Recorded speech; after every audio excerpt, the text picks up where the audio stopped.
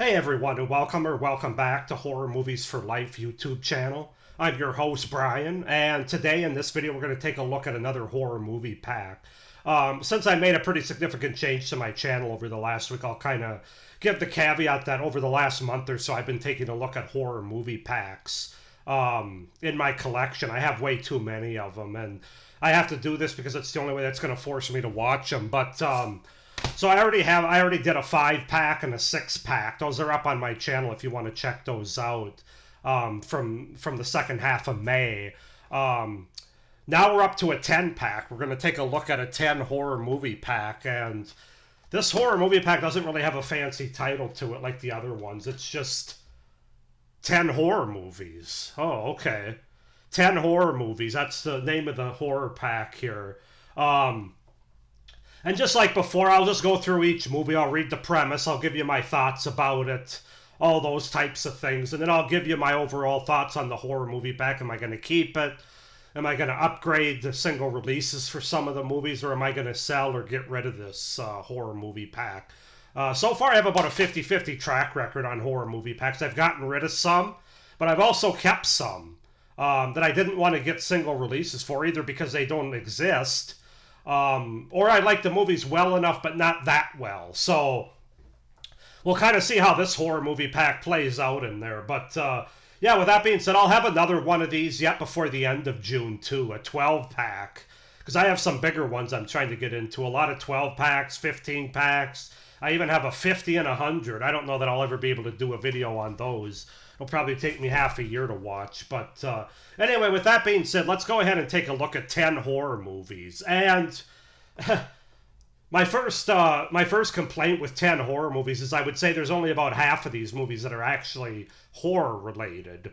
I would say about half of them are made for TV movies / thrillers / mysteries.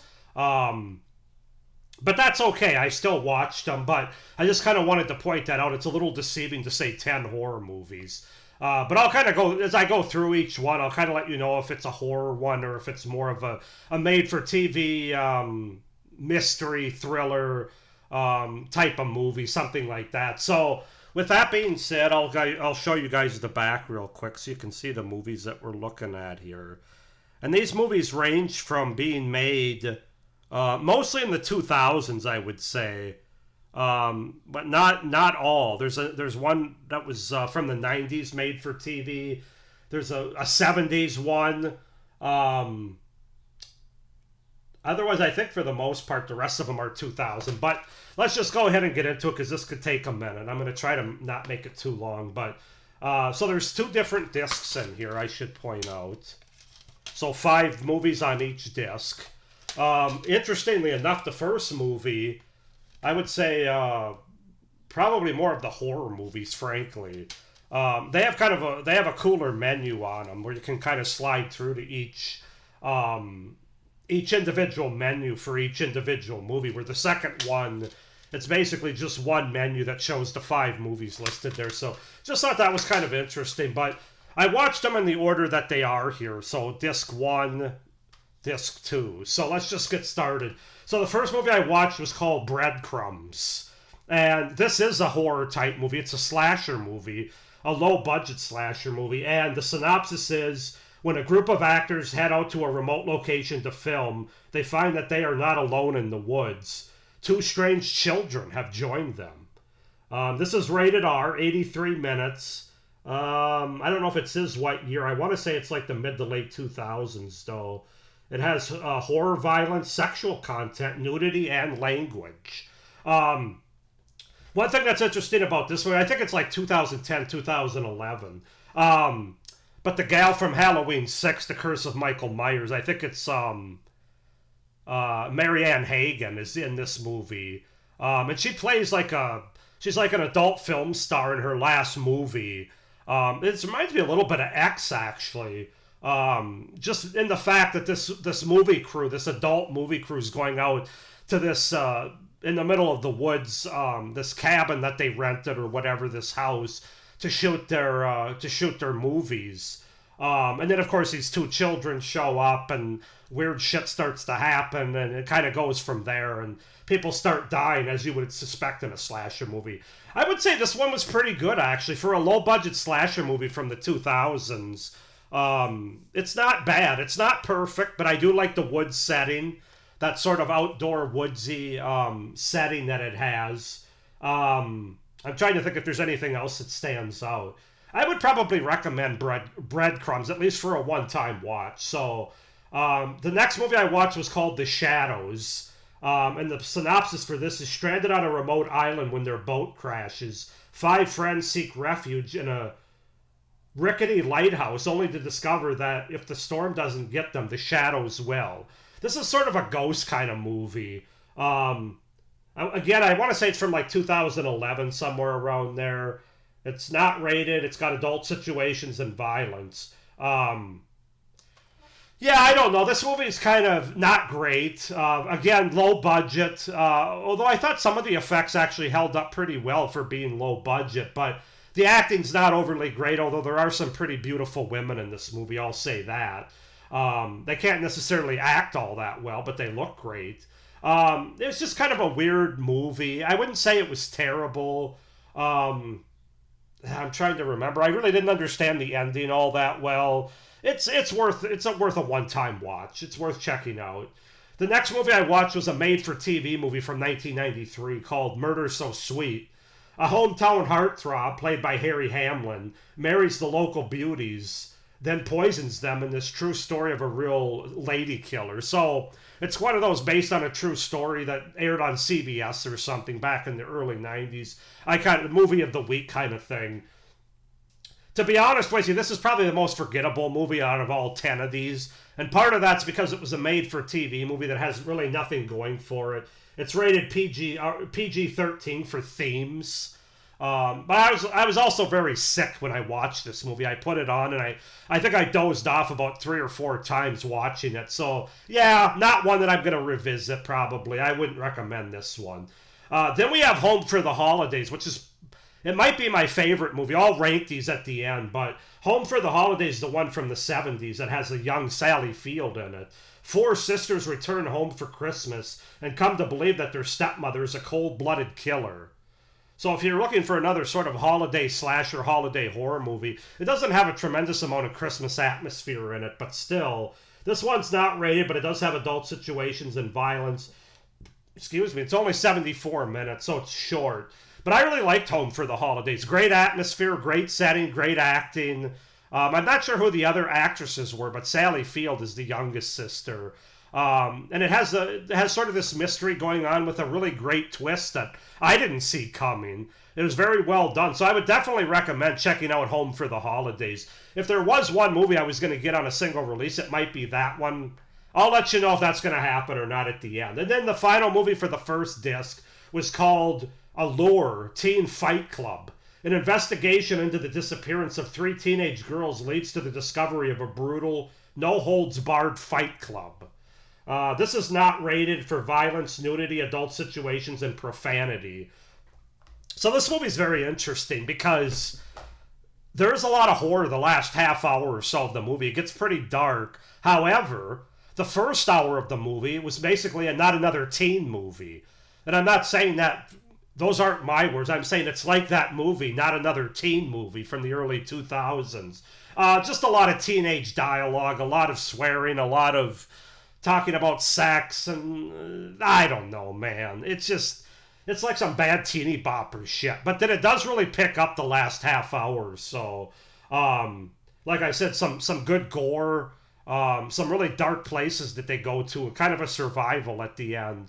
And I thought the characters were pretty good. You've got some pretty nice-looking women in this movie that are probably in their 20s and are playing teenagers in high school, which I wasn't buying at all. It's a very weird movie, though. The pacing is really the biggest problem with this movie. But I probably will give this one a rewatch as well. That's Allure, Teen Fight Club. Okay, so now we're moving on to the second disc. And this disc, I would say, is probably more of the thrillers, less of the horror. I would say Breadcrumbs, The Shadows, Murder So Sweet, or no, I'm sorry, Breadcrumbs, The Shadows, Home for the Holidays are definitely horror. A lower teen Fight Club, yeah, I guess you could say it's horror, especially if you just watch the end of it. But if you watch the first 45 minutes or so, you're going to be looking for the horror. On the second disc, the first movie we have is Gray Skies. Vacationing friends have their party crashed by terrifying alien invasion, complete with body snatching and blinding bright lights. This is not rated for adult situations, profanity, nudity, violence, and drug use. We got a lot going on in this movie, and I have to say, I'm definitely interested in rewatching this one again. It's a very low-budget alien movie, and they don't show the aliens a whole lot. That's the reason why they have to do the body snatching and possession aspect of this movie. But it wasn't bad. I thought the ending was very creepy. There's some it's pretty well done for a low-budget alien body snatching kind of movie like it is alien invasion movie. The characters aren't anything to write home about. They're all these like post-college friends. I don't know, maybe in their late 20s, early 30s. I'm not really sure. Trying to remember all these movies and keeping them straight's a challenge within itself. But I do remember this one being pretty decent. I'm definitely interested in rewatching Gray Skies. Then we move on to Ashes, another very interesting movie. While trying to find a cure for AIDS, a doctor accidentally creates an infectious disease that turns him into an aggressive, flesh-eating zombie. This one's not rated for adult situations, profanity, violence, and drug use. This is from 2010.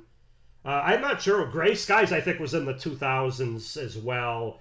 I can't really tell you what year specifically. I don't think it matters, does it? But Ashes, this is, I would say, less of a... It's kind of a zombie movie, but it's almost more of a rage infection movie. Kind of like 28 Days Later. Yes, I'm calling that virus infected, rage infected, not zombie. But this one was good. I mean, it started out slow. It took a while to get going. But boy, it really goes hard batshit crazy the last 45 minutes or so. I liked Ashes actually. Again, I think this was this a made for TV? This might have been a made for TV movie, but not like a local station. It was probably more of like a Cinemax or something. I'm not really sure, but Ashes was interesting. It's worth a watch. Then we have All God's Creatures. This is from 2011. A serial killer faces a dilemma when he meets a woman he actually doesn't want to murder. This is 84 minutes, not rated, adult situations, violence, and profanity. I think this was another made-for-TV movie, but again, not like a CBS, ABC, NBC kind of movie. This has to have been like Showtime or Cinemax or something. This one was very weird. This is definitely more of a romantic thriller. I think that's what they called it, actually. That being said, I didn't hate it. I actually found myself kind of interested. Basically, this serial killer ends up meeting this woman that he falls for, and can't bring himself to kill her like he has other women. And basically, their secrets, if you want to say, sort of bring them together in the end to maybe do. I don't know if I want to say bad things because there's some abuse involved here. And there's a certain character that I didn't feel that bad for. But it's a very interesting sort of interesting take on a love story, to say the least. So I'll probably rewatch this one again, even though it's not horror really. Then we have the last two I watched in the same day. We have Wall of Secrets. This is from 2003. This is with Nicole Eggert and Dean McDermott. Newlyweds move into a magnificent apartment, but soon wonder if its dark past might still be lingering there.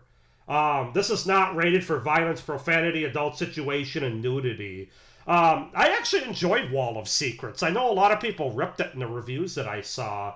Again, another made-for-TV, HBO, Showtime, Skinamax, I'm not sure. But there is some pretty blatant nudity at the beginning of this movie, which I certainly didn't mind. The best part about this movie is Nicole Eggert. because she's around 30 at the time that this movie was made, and she looks fantastic in this movie. You don't really see any nudity. I think you see some side breasts of her, like when she's in the shower and stuff, but just following her. I thought she did a pretty good job acting in this movie too, but the premise of this movie and how it really turns out, it really has more twists than a winding highway, frankly. Like the last half hour, you're not quite sure who to hitch your wagon to as far as who you're rooting for, because it kind of changes. They do a really good job of making you unsure and really following. And I'm not saying everything totally makes sense. Some of the twists kind of get out of hand, but it's very interesting and very well done. But yeah, I'll definitely be watching this again for Nicole Eggert, if nothing else. And then the final movie I watched just last night was The Rendering from 2001, 2002. Another made-for-TV movie, I believe. This one was Shannen Doherty. A once-abused artist must relive her trauma when she realizes that her husband is suspected of attacking several women. Yeah, this was another very interesting movie. First of all, rest in peace to Shannen Doherty. When I was watching this movie, I still can't believe that she's gone. I don't think she's been passed away for a full year yet. I think it's coming up in July, but what a tragedy that was, man. Only 52, 53 years old, but she's great in this movie. She's one of the better parts about this movie. In fact, I would argue she might be the best thing about this movie, because the movie itself is, again, not really horror, more of a thriller. It does have some twists and turns, but this is a movie that couldn't decide when it was going to end. It basically has like three different endings where they could have ended the movie and they don't, and it goes on. And yeah, I don't know. Like I said, Shannen Doherty's the best thing about this movie. It's kind of an interesting premise where her husband she has a traumatic experience in the past, and then 10 years later she's married, and now she's suspecting that her husband is attacking several women the same way that she was attacked 10 years ago. And she's also a sketch artist for the police as well, because she's good at it. And I guess it's kind of a way for her to cope with her past trauma. It's an interesting premise, but they don't execute it all that well. But it's worth watching for Shannen Doherty, if nothing else. So that's The Rendering from 2001. So with all that being said, 10 movies is a lot to go through, man. I know this video is running long, but I would say, first of all, how many true horror movies are there? I'm going to say 5 or 6. I'm not sure if Ashes would qualify as a horror movie. They're very interesting because they're made for TV horror movies where the pacing's not great, the whole movie's not horror, some of them are slow burns, and they do have horror aspects in them. Murder So Sweet, All God's Creatures, The Rendering, they're definitely not horror movies. I would even say Wall of Secrets isn't that much of a horror movie. It looked like it might be initially. They kind of look like they're going to go in one horror subgenre, but then they kind of go in a different mystery sort of path with that one for Wall of Secrets. I would say 6 out of the 10 are horror. I'm going to go with that. As far as ranking goes, from 10 to 1, Murder So Sweet is my least favorite. Then I would say All God's Creatures would be next. Then I would say probably The Rendering. Then probably Wall of Secrets. Well, no. The Rendering, Ashes, Gray Skies, then Wall of Secrets. Nah, I don't know. Shadows. Okay, let's forget that. My top 3 from this horror pack is number 1, Home for the Holidays from the 70s. Number 2, Breadcrumbs, the low-budget slasher movie about an adult film crew. And then 3 would probably either be Wall of Secrets or Gray Skies. We'll say it's a tie for 3rd. I'm not going to go from 10 to 1 because it's just not worth it. And this video is getting too long.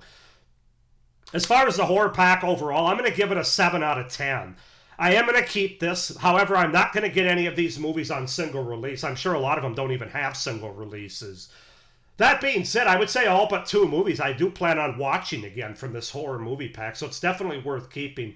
I think Murder So Sweet might be the only movie I don't rewatch again. Even All God's Creatures being a love story thriller, there's some interesting stuff in it that I might want to rewatch at some point. So maybe a 7.5 out of 10 for this horror movie pack, because there's 9 out of 10 rewatchable movies for me.